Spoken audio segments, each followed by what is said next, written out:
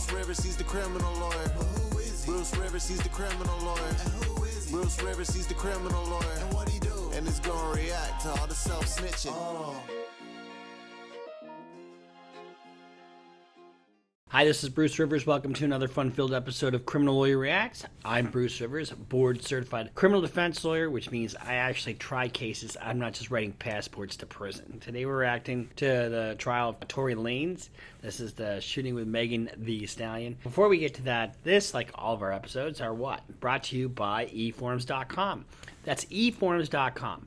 You need a form for any kind of legal purpose. You need eviction, bill of sale, rental agreement, anything that you need a legal form for. Go to eForms.com, and you don't hire a guy like me to do that kind of stuff because I would just go to eForms.com and charge you a ton of money. Anything you need, go to eForms.com. Torey Lanez is a Canadian rapper, and he was in a car with Megan Thee Stallion, and we kind of know what this is about, right? He's alleged to have fired his gun in her direction and said, "Dance, bitch." You know, kind of like how they do in the Wild West, you know, dance, dance, dance, blah, blah, blah. So this is what I know, and I don't know the truth behind anything, so we're just going to give it to you straight what we think, you know, just what's happening so far. The prosecution opened their case, and then the defense did their opening. You got two completely different scenarios. The prosecution is saying that Torey Lanez shot Megan Thee Stallion, and it was after he got insulted about his skills as a rapper. The defense is saying it could have been somebody else. It could have been Kelsey Harris, who was the friend who was in the backseat with Megan Thee Stallion.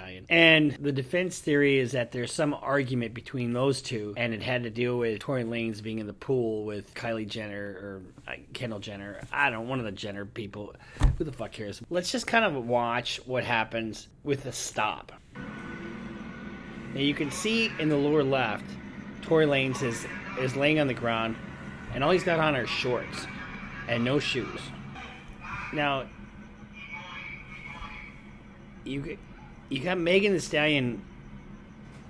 I think she's bare naked. She doesn't have. I mean, I don't see any clothes on her at all.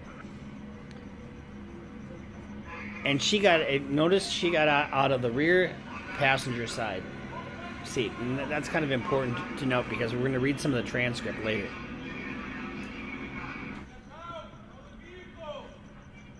But she's got no clothes on. He's got almost no clothes on. And now Kelsey gets out of the car, and she gets out of the driver's side rear seat.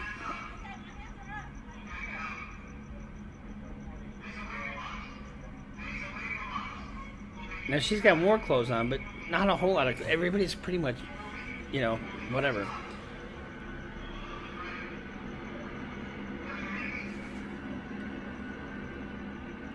So, now as we get into the transcripts of what happened, it's interesting to know where people were when they got pulled out of the car. So, you've got Torey Lanez was in the front passenger seat.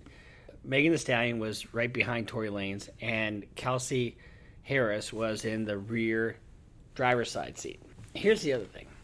Gunshot residue was found on Kelsey Harris, but it was also found on Torey Lanez. Here's the thing. When you fire a weapon in an enclosed vehicle, that there's no discrimination on where that gunshot residue goes, right? So what happens is you fire the gun, and right there, it comes out the front because the bullet comes out, but so gases come out the front, but it also comes out the back, you know, and the side. So you get it just goes everywhere. So if you're anywhere near it, you're going to have that on you. So let's see what the officer testified to. Upon doing that stop, could you see how many occupants were in the vehicle? Not initially. At some point, did you? Yes. How many? 4. So there's 4 people. You got the driver, you got Torey Lanez, and you got the 2 ladies. Did you see anyone in court here today that you saw that date? I do. Could you describe what he's wearing? He's wearing a white shirt. In the front passenger seat of the SUV. Were the other occupants removed from the car? Yes. Aside from the defendant who was seated in the front passenger seat, who else was in the vehicle and where were they seated? So this is kind of an important thing. There was a driver, and then there was a female passenger in the rear seat. Now, one of the passengers was her first name, Megan Thee Stallion. Yes. Where was she located in the passenger seat? She was sitting behind Mr. Daystar Peterson. That's Torey Lanez. So the other female in the vehicle, was that person later identified as Kelsey Harris? Yes. Was she in the rear passenger seat behind the driver? Yes, she was. Once all the occupants were removed with respect to the female identified as Megan, did you observe any injuries on her? I did. Injuries did you observe? She was bleeding from her right foot. Now, here's the thing. When they asked questions, the defense asked questions of Megan Thee Stallion, because she testified that she lied. She lied a lot. She lied about how she got the injury. She lied about the fact that anybody shot anything. And she lied about, where she was and who she was doing what with. What did you find? There was an olive green handgun on the floorboard of the front passenger seat, which is where he was. Could you repeat that one more? There was an olive green handgun on the floorboard of the right front passenger seat. Was this a semi-automatic firearm? Yes, it was. Did you inspect the gun any further? So now it's important to do that, because when you fire a semi-automatic handgun, it automatically puts a round into the chamber once you fire it. And then you keep doing it until the gun is empty. As you were rendering it safe, what did you notice about the firearm? The firearm was warm to the touch, which if you fired it 3 or 4 times, it's going to get hot. Anything else about the position in which the firearm was in at the time that you observed it? It was in the slide lock position. So they have Mr. Daystar Peterson or Torey Lanez sitting in the front passenger seat next to the firearm. They have Kelsey is going to testify, if she hasn't already, that Torey Lanez shot the firearm at Megan Thee Stallion and told her dance bitch or something close to that. Megan did testify to that. They don't have the fragment. Evidently it was removed from her at the hospital but not preserved. You look at her injury, and her injury is not just, it's a flesh wound, I guess, but it certainly is not just a slice from a piece of glass. In the medical records, the emergency department noted that Megan was asked repeatedly about her injuries, but she stated she never heard a gunshot and initially never even believed that there were bullets present. However, the report said the initial x-rays appear to show bullet fragments in both of her ankles. Now, the defense is going to try to poke holes.